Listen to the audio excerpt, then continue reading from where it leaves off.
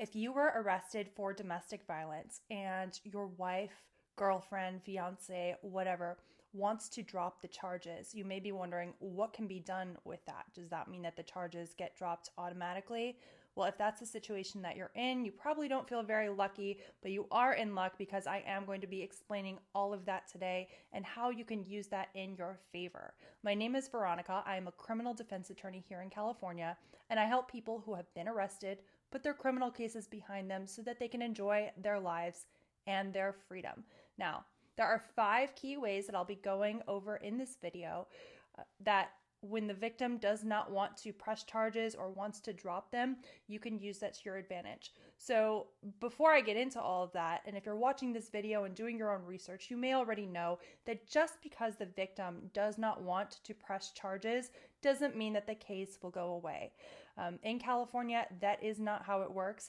As soon as the arrest is made, this is a case that belongs to the government, to the prosecution, not to the victim. But the victim does have certain rights.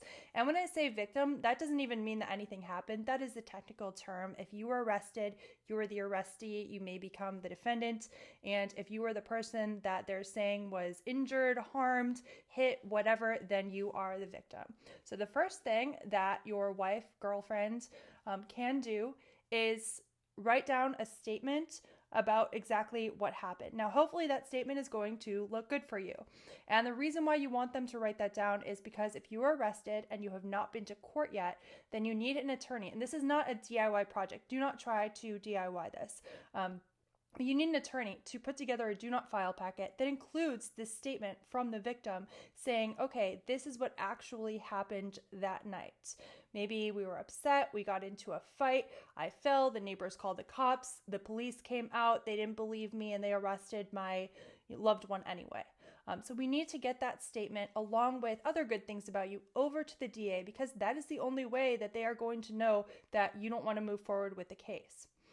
Number 2 is that before court, before charges have actually been filed, the arrestee, the defendant, does not have any right to get a police report. The only way that you get that is if charges are filed at the very first court date, your attorney will get a copy of it, which they can then redact, like black out some information, and then give it to you.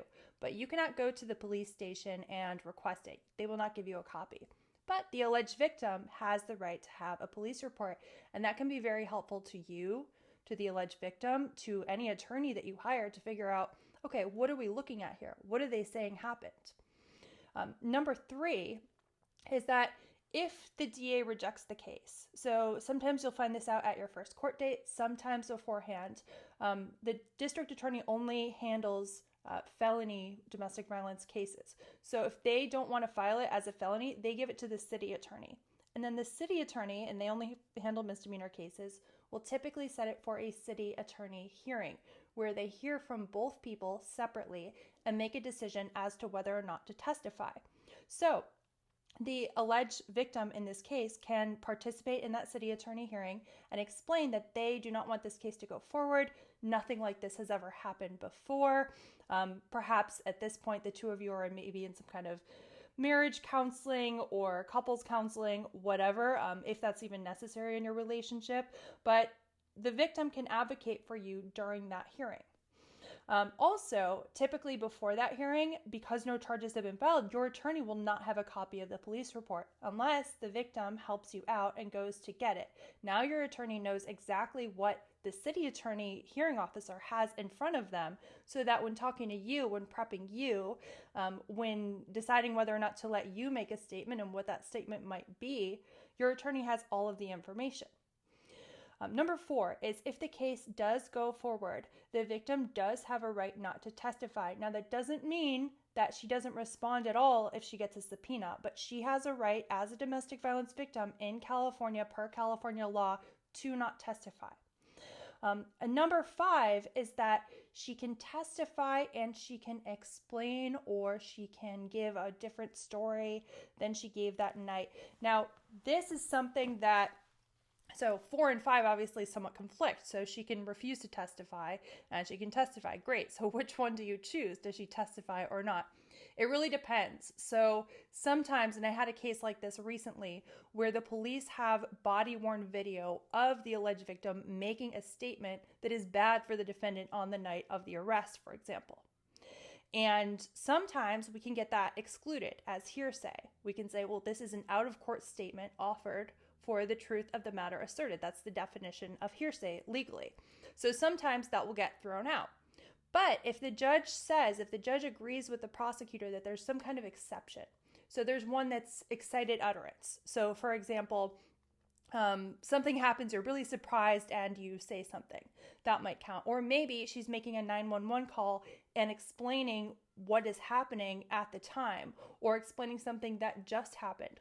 All of those things possibly could come in. So if you are at trial, for example, and you know that all of those statements are coming in and the victim is on your side, then you may want her to testify.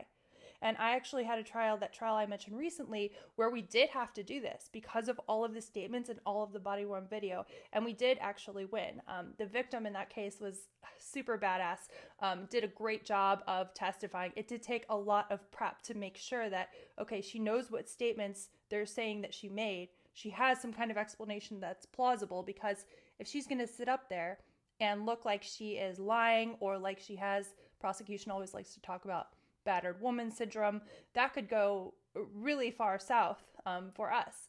So that is a really careful consideration that your attorney, with the cooperation of the victim, needs to make. And I should say, in terms of number 4, where she can refuse to testify, you as a defendant cannot tell her not to testify. That is a strike offense of dissuading a witness. Your attorney also cannot do that. So in some situations, we actually have the victim hire their own attorney, so that their own attorney can advise them to all of that, without having any kind of issues where we as the defense are saying, don't show up to court, don't testify.